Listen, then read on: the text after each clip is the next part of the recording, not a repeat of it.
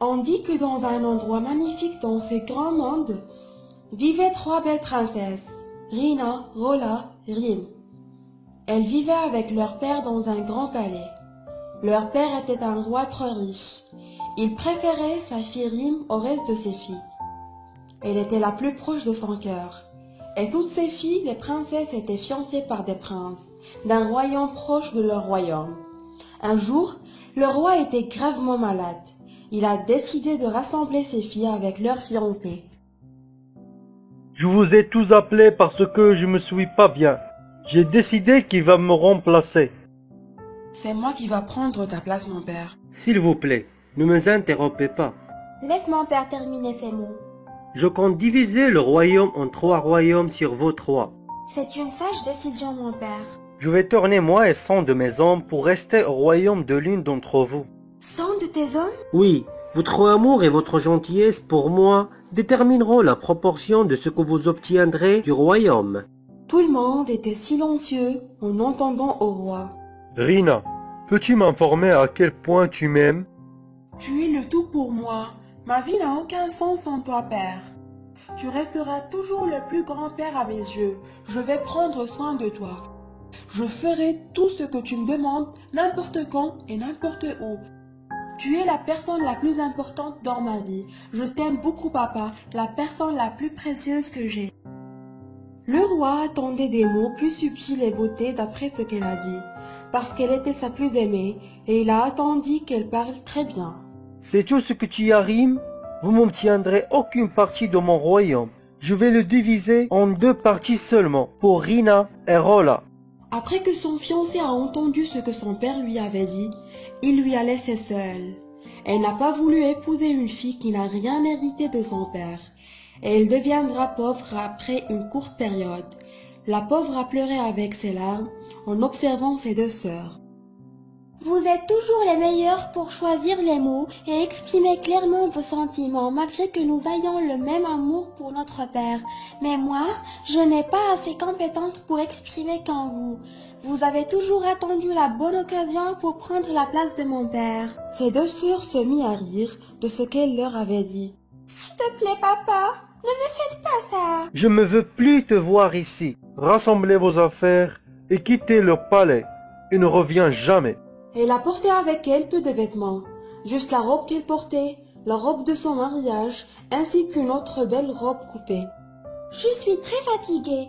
Mes pieds sont gonflés à force de marcher. Il s'est passé des jours que je suis en dehors du palais. Et après une longue période de marche, elle est arrivée à un beau lac. C'était près du lac une canne jetée sur le sol.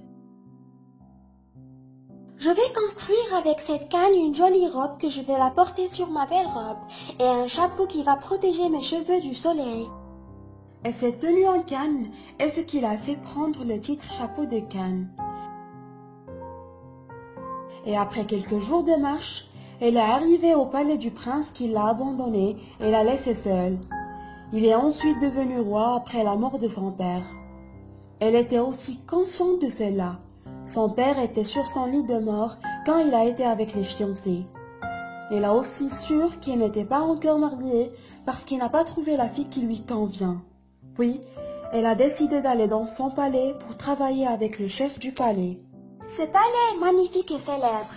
Il est fréquenté par de nombreuses personnes et visiteurs. Puis-je travailler avec vous pour vous aider? Comme je l'avais dit, ce palais n'est pas rempli de monde.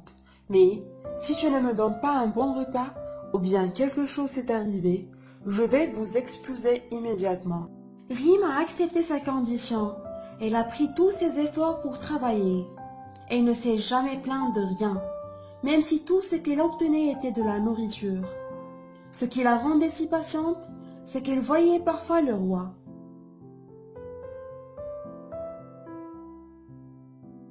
Par contre, les choses n'allaient pas si bien avec son père le roi.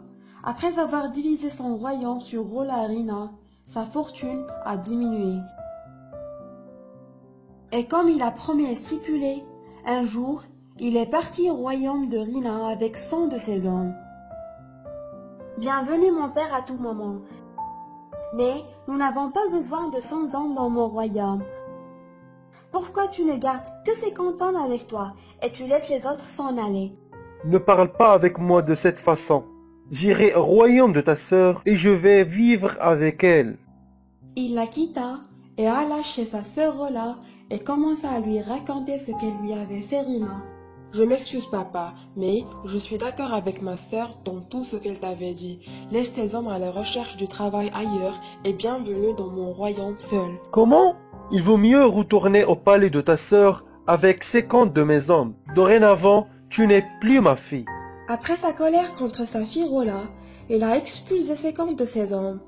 Il se dirigea vers le royaume de sa fille Rina, et parce que le roi est vieux et que son mouvement est lent, sa fille en a entendu parler avant son arrivée au palais. À son arrivée, il trouva les portes du palais fermées devant son visage par ordre de sa fille Rina. La princesse veut dire de partir rapidement et vous n'êtes pas le bienvenu ici. Le roi n'a plus rien. Avec l'expulsion de ses hommes restants, il a ensuite vendu son cheval et pendant qu'il se promène dans la forêt, il est passé devant une vieille cabane abandonnée et décida de s'installer à lui pour se reposer et y vivre. Un jour, Rim se rendit dans la forêt pour ramasser les fruits pour le roi et retrouva son père par hasard à côté de cette cabane, et son état était déplorable. Elle se tenait devant son père, mais il ne le connaissait pas. Sa vue était faible, et sa robe était différente de ce qu'elle portait d'habitude. Bonjour, que faites-vous ici? Votre famille vous a abandonné et vous a laissé seul? Connaissez-vous quelqu'un qui pourrait s'occuper d'un vieil homme comme moi? Oui, je connais quelqu'un qui peut s'occuper de toi. C'est moi qui va prendre soin de toi. Je fournirai tout ce dont vous avez besoin. Après cette conversation, elle est entrée aux cabanes et le nettoya bien et arrangea le lit et leur préparait une délicieuse bouffe. Elle lui rendait visite chaque semaine et organisait pour lui ses objectifs et lui cuisinait des plats savoureux. Et dans le palais du roi où il travaille, le roi organisait une grande fête. Elle compte assister et elle demanda au cuisinier. Il est impossible d'assister à une telle cérémonie avec une robe en roseau. Après le début de la fête, Rim enleva la robe en roseau et le chapeau de canne qu'elle portait pour apparaître sa belle et élégante robe et ses cheveux dorés et lisses. Elle se tourna ensuite vers la fête et puis c'était la plus belle fille parmi tous ceux qui étaient présents. Dès qu'elle est entrée dans la fête, elle a attiré l'attention du roi. Il ne voit plus les autres et quitta toutes les princesses. Puis, il va vers elle et lui demanda de danser avec lui. Tu peux danser avec moi? Il ne la connaissait pas. Il était juste impressionné par sa charmante beauté. Il ne savait pas qu'elle était la princesse qui l'avait laissée seule. Après cette danse avec le roi, elle quitta la fête et se glissa vers l'une des salles. Elle a dormi et le sourire est dessiné sur son visage. Le lendemain matin, le cuisinier a pris une lettre à Rim au sujet de la fille que le roi aimait. Puis, le cuisinier prit de la nourriture pour le roi pour s'assurer de la belle fille. Avez-vous aimé cette belle fille, roi?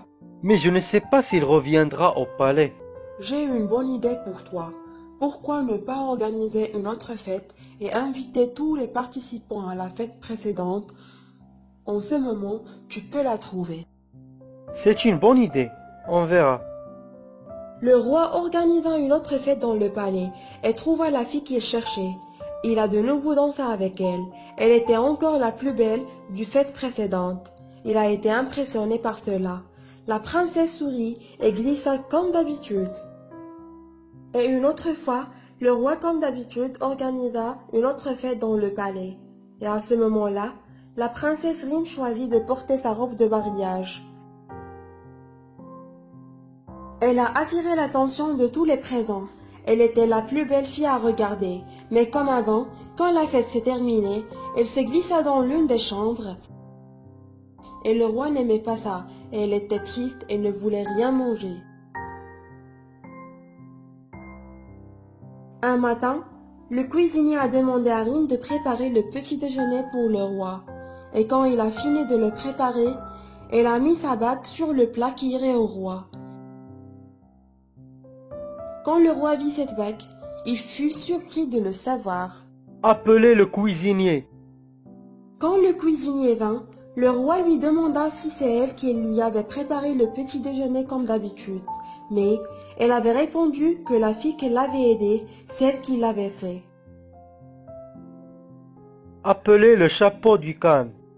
Le roi convoqua le chapeau de Khan et elle arriva chez le roi et toujours elle portait la robe de roseau par-dessus de sa belle robe et lui demanda « Comment tu as cette bague que j'ai trouvée au petit déjeuner ce matin?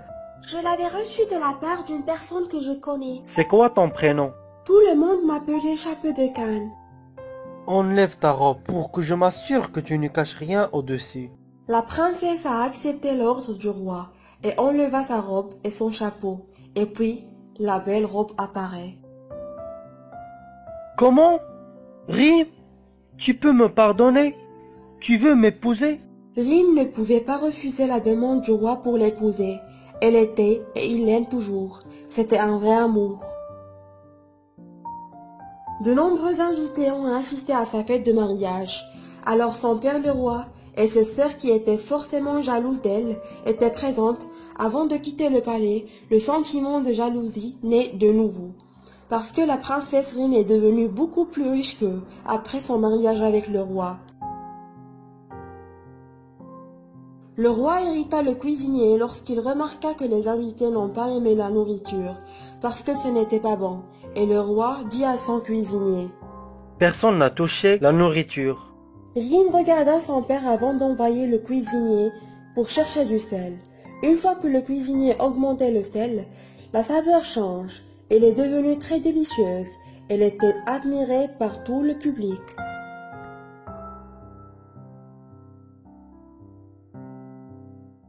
Le cœur et la sensation du père de Rim ont bougé et ses larmes ont commencé à couler. Après avoir réalisé que sa fille Rim avait un bon cœur et d'une tolérance et qu'elle l'aimait de toutes les profondeurs de son cœur et elle l'aimait plus que tout. Ma princesse, tu m'as pardonné. C'est pas grave mon père, je t'aime et ma vie n'a aucun sens sans toi. Ainsi les gens de bon cœur vivaient heureux et calmes l'un avec l'autre dans le palais. Salut, j'espère que vous allez bien. Abonnez-vous à notre chaîne Magique Français pour recevoir toutes les nouvelles vidéos. Au revoir.